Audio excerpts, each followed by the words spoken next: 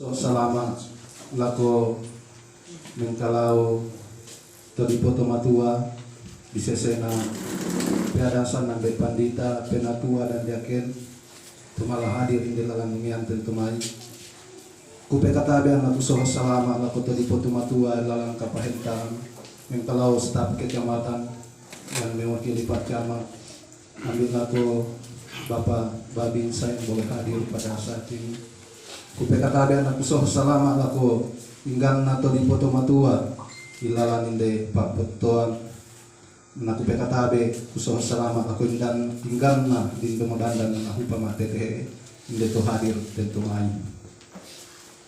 Visi dan misi calon kepala desa Salukadi yang saya rumuskan pertama dari segi visi yaitu mewujudkan tata kelola pemerintahan yang bersih, transparan, dan berbudaya.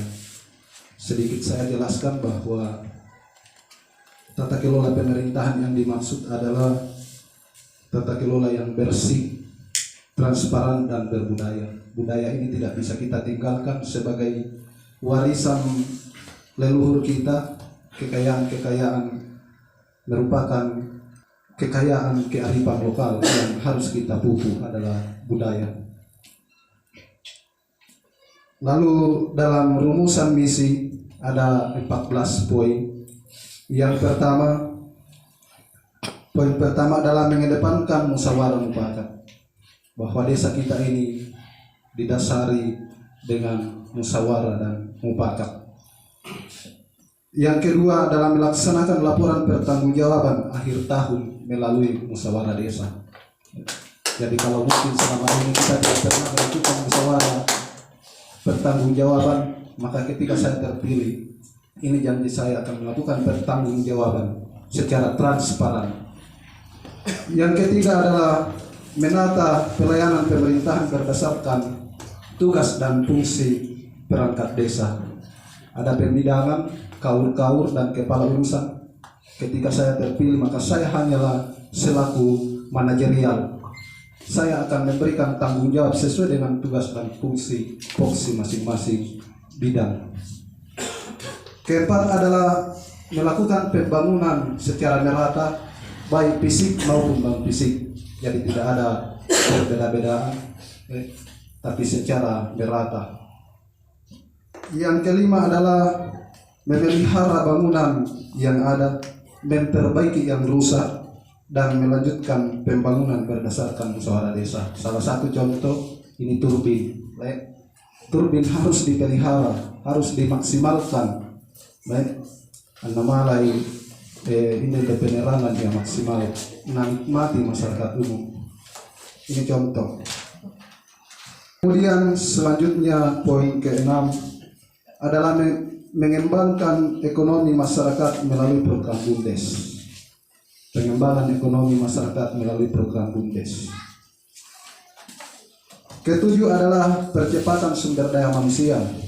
Ini saya jelaskan sedikit. Percepatan sumber daya manusia yang dimaksud adalah ada 3 hal. Yang pertama, memberikan bantuan bagi anak-anak mahasiswa yang dalam tahap penyelesaian studi. Ini penting sebagaimana untuk mempercepat pembangunan sumber daya manusia di desa kita. Bantuan kepada generasi yang dalam penyelesaian studi.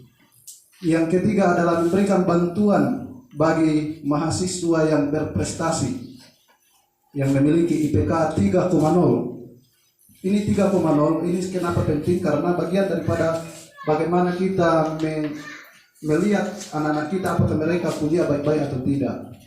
Karena memiliki IPK 3,0 itu tidak mudah. Jadi mereka yang memiliki IPK 3,0 tentu pemerintah wajib memberikan subsidi berapapun nilainya, tergantung daripada kemampuan keuangan.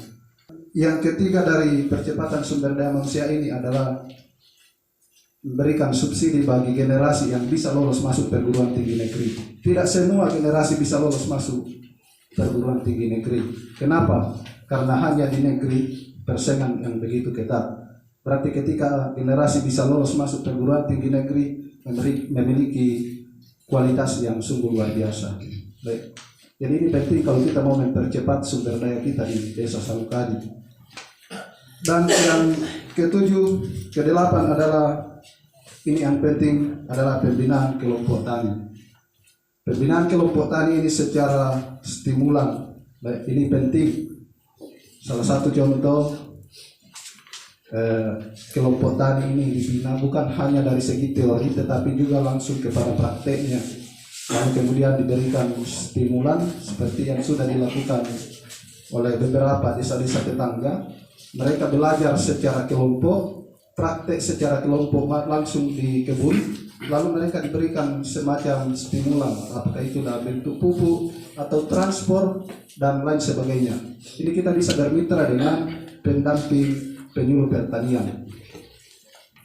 Yang kesembilan adalah memfungsikan tokoh adat dan tokoh agama yang kami biasa istilahkan lalisan talu.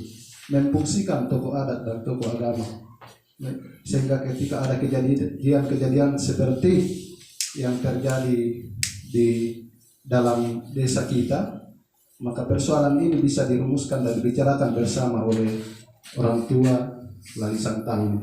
Selanjutnya poin ke-10 adalah pengembangan Karang Taruna. Kalau saya lihat di segi struktur, ya mungkin belum ada Karang Taruna. Ini juga penting dalam desa. Adalah bagaimana kita mengembangkan Karang Taruna khususnya bagi pemuda. Yang ke-11 ini pembangunan sarana olahraga. Saya bahasakan di sini dalam pembangunannya adalah model GOR. Namun saya lihat di aplikasi penyusunan RPJMDes tidak ada bisa dimasukkan pembangunan sarana olahraga, sehingga kita ini nantinya akan bermitra dengan pihak Bumdes. Pembangunan GOR ini adalah sebuah gedung dengan ukuran 60 kali 30 atau 60 kali 25 kalau tidak memungkinkan lokasi. Gedung ini di dalamnya bisa kita berolahraga, bisa juga ketika ada pertemuan semacam ini kita gunakan sebagai tempat pertemuan sarana umum. Contoh bisa dilihat contohnya di Rantai Pelado, Pak. Ada gedung di sana, di dalamnya kita bisa berolahraga. Ini bisa bermitra dengan Bumdes. Kenapa? Karena bisa disewakan. Misalnya lapangan futsal disewa berapa per jam. Kita menambah lapangan kerja bagi generasi kita. Ya, ini kita studi bandingnya. Saya biasa istilahkan, saya kadang belajar ke studi banding ketika kita keluar. Salah satu yang saya tempati studi banding pembangunan GOR ini ada di Mamuju. Di sana itu biayanya awalnya hanya 150 juta, tetapi gedungnya sekarang sudah luar biasa karena pemasukannya terus bertambah masuk. Yang poin ke-12 ini membentuk klub olahraga dan seni. Generasi-generasi kita punya potensi di bidang olahraga. Dan 13 adalah melengkapi sarana alat-alat kesehatan di Pustu. Ya, jangan sampai kita. Poin terakhir ke-14 ini saya berjanji program 100 hari kerja pembenahan kantor. 100 hari kerja sesudah pelantikan ketika saya terpilih diberi amanah oleh Tuhan untuk memimpin desa ini. Saya berjanji 100 hari kerja pembenahan kantor. Salah satu yang kurang di kantor adalah meteran. Kedua, alat-alat yang lain. Kursi penting. Bagaimana kita mau bekerja secara maksimal kalau listrik belum memadai. Alat-alat yang lain, kursi dan lain sebagainya. Walaupun dana desa belum cair, belum keluar, tapi saya secara generasi punya niat sebagai pemimpin adalah pelayan. Pemimpin sebagai pelayan. Artinya 14 poin ini saya akan akhiri dengan sebuah pantun.